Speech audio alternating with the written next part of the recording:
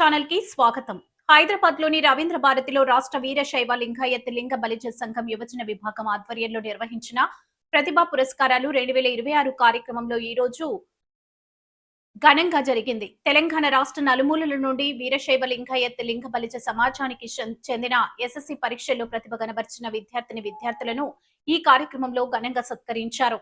దాదాపు 300 మంది విద్యార్థులు ఈ కార్యక్రమంలో పాల్గొని పురస్కారాలు అందుకున్నారు. ఈ కార్యక్రమానికి ముఖ్య అతిథులుగా రాజ్యసభ సభ్యులు ఆర్ కృష్ణయ్య, జహీరాబాద్ పార్లమెంట్ లోక్సభ సభ్యులు సురేష్ కుమార్ షెట్కార్ హాజరయ్యారు. అలాగే రాష్ట్ర వీరశైవ లింగాయత్ లింగ బలిజ సంఘం గౌరవ అధ్యక్షులు పట్టణ సోమశేఖర్, రాష్ట్ర అధ్యక్షులు దినేష్ పాటిల్, ప్రధాన కార్యదర్శి రాచప్ప, రాష్ట్ర కోశాధికారి శివ శరణ్, క్రమశిక్షణ కమిటీ చైర్మన్ శెట్టి శివకుమార్, రాష్ట్ర యువజన విభాగం అధ్యక్షుడు పట్లుల భరత్ కుమార్, సోమేష్, విద్యుత్ లత తదితరులు పాల్గొన్నారు. సంఘం గౌరవ అధ్యక్షులు పట్లుల సంగమేశ్వర్ మాట్లాడుతూ రాష్ట్ర వీరశైవ లింగాయత్ లింగ బలిజ సంఘం గత 13 సంవత్సరాలుగా సమాజ అభివృద్ధి, హక్కులు, సమస్యల పరిష్కారం కోసం నిరంతరం కృషి చేస్తుందని తెలిపారు.